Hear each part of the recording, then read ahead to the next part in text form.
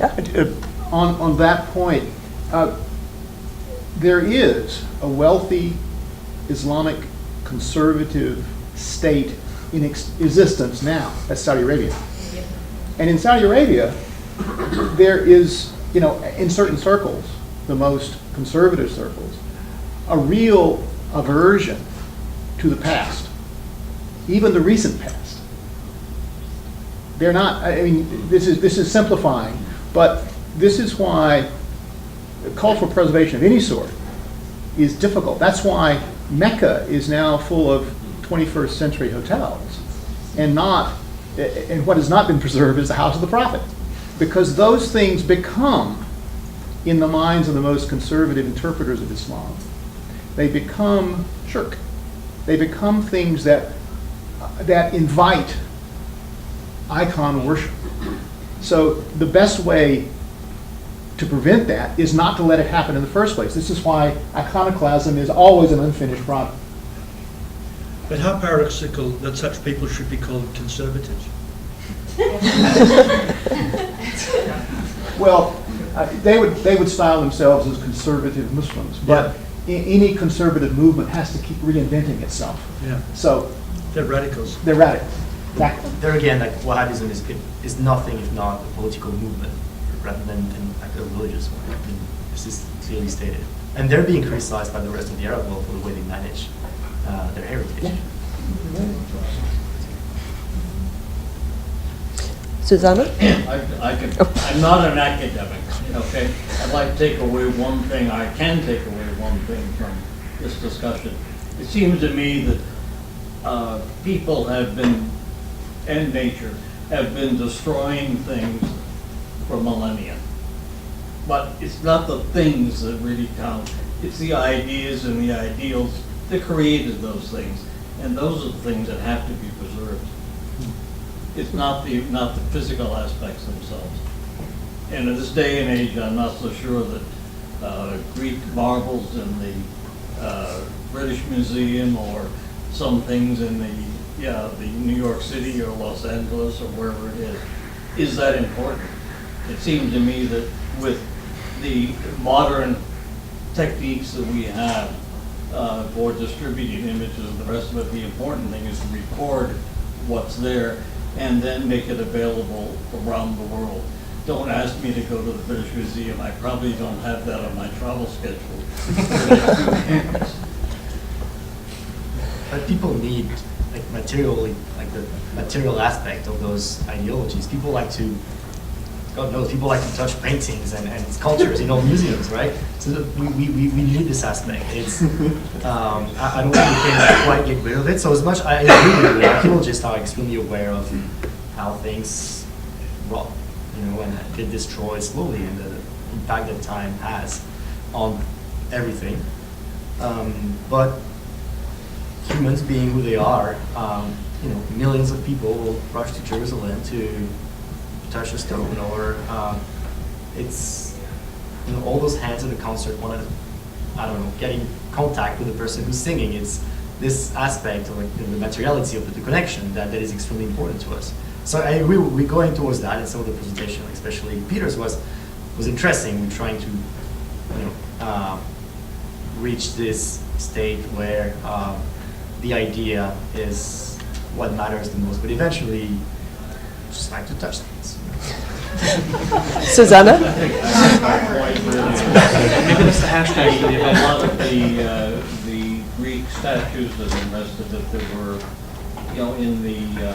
in the Parthenon were destroyed.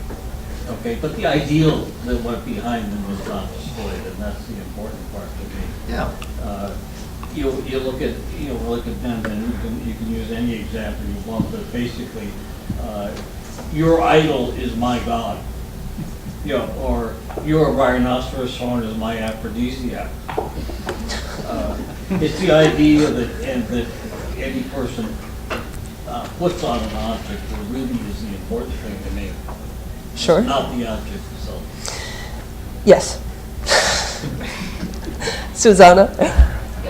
Going back to the objects and that question that was put to challenge whether that was put to museums. As a museum curator, I thought I should comment on that. And yes, I mean, unfortunately, we cannot undo the history of past collecting and past looting and past destructions to fill museums and private collections. And again, unfortunately, I don't think we can stop that crazy art market from humming along and prices for tangible works of art spiraling up every auction that is happening. The question is, what can museums do? And I think the one concrete thing that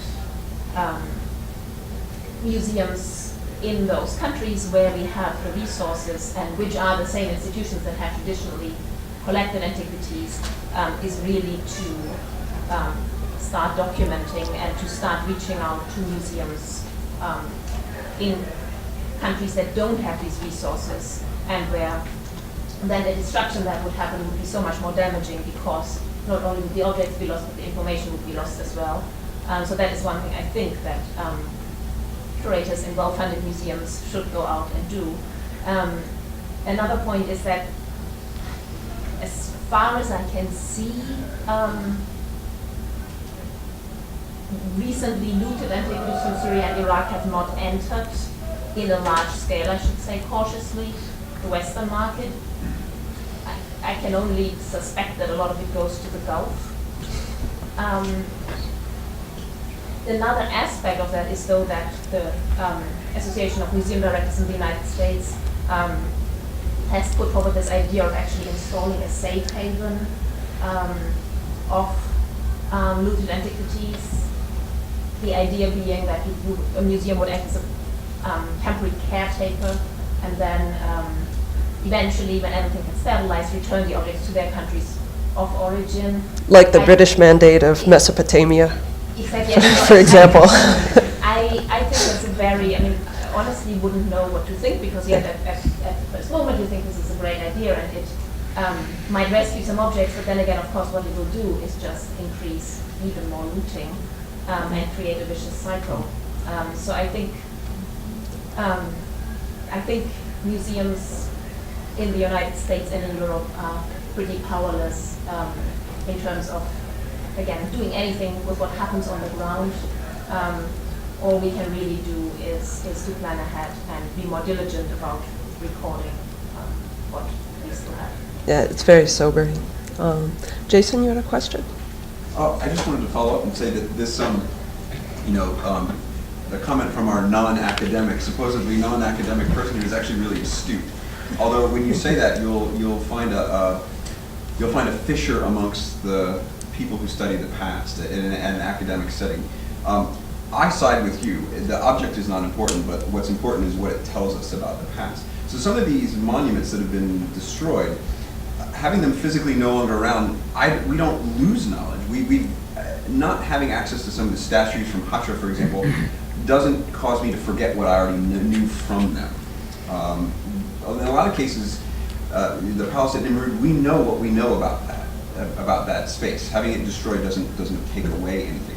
What's really damaging, therefore, is the looting, because that is destroying something that we academics know absolutely nothing about. So for me, in terms of my intellectual interest in the past, the destruction of monuments is one thing, but far worse is the looting for the art market, and that really keeps me from learning about the past in the way that I'd like to do it. Yeah, then it's just gone. Liv? Yeah, I completely agree that the looting for the art market is the worst part, but I think that to say that these things don't matter, that's a very academic perspective. That's the perspective of somebody who has access to databases, who has access to reports, publications, etc. It doesn't replace what you were talking about, LeeAnn, when you were talking about the presence in the landscape, the personal history with a place, all those things. And to say that objects don't matter, I understand it from an intellectual perspective, but it also completely undercuts other ways in which people engage with the past and also prove their existence. So now you're in favor of objects? I We're against them. Exactly. No, I was completely against all Okay, Joe and then Rowan. I agree with Jason almost 100%. I say almost because we cannot do away with the material aspects of our existence 100%, of our present existence or our past, because it's context that is important, human context surrounded by its material world. And this is the thing about our relationship, our troubled relationship with images. Also, and this is a very arcane point, but there are objects that exist now in museums, have been subjected to modern analytical techniques undreamt of when these things were brought out of the ground, looted or excavated. And if we don't have any objects, then we're going to lose the possibility of looking at those objects analytically with techniques we've never dreamed of in 50 or 100 years' time. So I think the point is that we need objects in context. That's what looting destroys. And the context is both the physical setting and the human relationship. To some extent, I was just trying to be a little bit provocative there. I actually agree with you about that material things are important to descendant communities as well. I mean, I was, to some extent, explicitly taking an academic viewpoint, which I have the luxury of doing because of where I find myself. Right. But, And most of the material comes from the surface too. Rowan has a question or I comment. didn't say, I didn't say that material objects were worthless or whatever. What I did say was the ideas and the ideals behind those objects were the most important. And that was a good point, a very good point. You touched off a fascinating line of discussion. Rowan? And that'll be our last question. Maybe my point is moved now, but I was going to say that I agreed with a lot of what Joe said, which meant I agreed with Jason about 5%, which perhaps was just a provocation. But I actually think that with things, context matters a lot. And I think you also have just reiterated this point as well. I mean, it's not only about the context within which they're found, the association with other things, the impact that has on people who can experience them within the context within which they were originally placed or placed at some point after their original construction. It also has to do with, I mean, take the elephant marbles, so the Parthenon marbles, for example. I mean, part of an argument might be made that it's not the things that matter, it's the ideas associated with them, and the Parthenon exists in this museum has created a context within which they can have, there can be a dialogue and discourse about them.